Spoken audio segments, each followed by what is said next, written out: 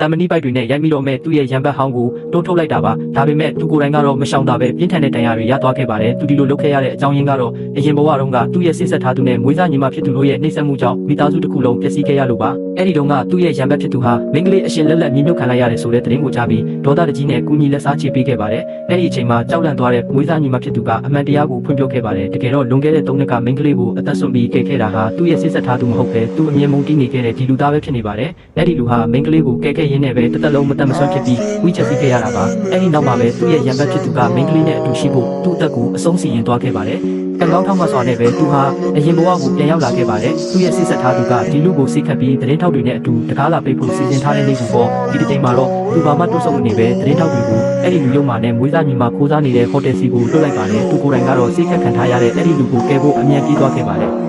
အဲ့ဒီလူကသူ့ကိုတွေ့တဲ့အခါအလိုလျောက်တွန်းထုတ်လိုက်ပါတယ်မိန်းကလေးကသူ့ကိုမုန်းနေမှန်းသိတယ်လို့ခြေတော့မတန်လို့လည်းကိုအားငယ်နေတာပါဒါပေမဲ့ဒီတစ်ခါမှာတော့မိန်းကလေးကသူ့နားကိုတွန်းသွားပြီးသူ့ကိုအချစ်ဆုံးလူသားကိုတင်းတင်းကြပ်ကြပ်ဖတ်ထားလိုက်ပါတယ်အားလုံးကိုမိန်းကလေးကစိတ်လိုလက်ရလက်ခံပေးခဲ့ပါတယ်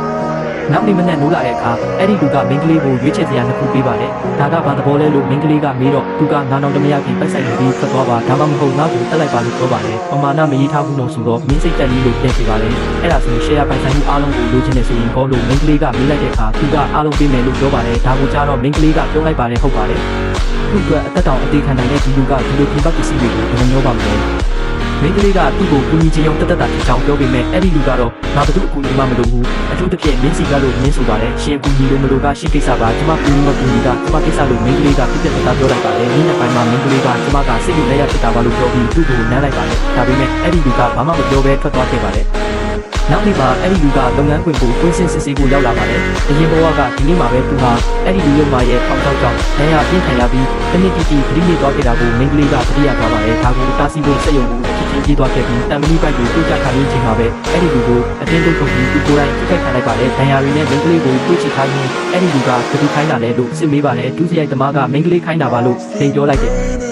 မိန်းကလေးကရှင်းပြဖို့ကြိုးစားပေမဲ့အဲ့ဒီလူကလက်ထောက်ကိုချက်ချင်းပဲအဲ့ဒီလူကိုရိုက်နှက်ခေါ်ဆောင်သွားဖို့အမိန့်ပေးလိုက်ပါတယ်။နောက်ပိုင်းမှာမိန်းကလေးကိုစိတ်ထည့်ပေးနေတော့အဲ့ဒီလူရုံမာစီကဖုန်းဝင်လာပါတယ်။အဲ့ဒီလူကတော့မိန်းကလေးရဲ့လုပ်ရအားလုံးဟာကိုလူရုံမာအတွက်လုပ်ပေးနေတာလို့ပဲထင်နေတော့မှရှင်ပါရီလုပ်နေတာလေ။ကျမကရှင်နားမှာပဲရှိနေချင်တာပါလို့မိန်းကလေးကပြောပါတယ်။ဒါဆိုနောက်ရှန်ဝမ်းနဲ့မတွေ့ဘူးလို့ခရီးပေးမလားလို့သူကမေးတဲ့အခါကျမလက်ဆောင်ချေရပေးဘူးအဲ့ဒါကိုခရီးမပေးနိုင်ဘူးလို့မိန်းကလေးကပြောပါတယ်။အဲ့ဒီအဖြစ်ကြောင့်သူစိတ်ပြတ်သွားပါတယ်။အဲ့ဒီအချိန်မှာပဲအစီအစဉ်ပြတ်သွားတဲ့ကိုလူရုံမာစီကဖုန်းထွက်ဝင်လာပါတယ်။အဲ့ဒီလူကဘာရီဆက်လုပ်မလဲဆိုတာသိချင်လို့မိန်းကလေးရဲ့ဖုန်းကိုဒုတိယကနေသူ့ချက်ပေါ်ကပြချသွားပါတယ်။မိန်းကလေးကသူ့ကိုလုပ်ပြီးနဲ့သူကတိုးထုတ်လိုက်ပါတယ်။ခြေထောက်မတန်တာကသူ့ကိုအားငယ်ပြီးကြမ်းတမ်းစေတာမှမိန်းကလေးသိပါတယ်။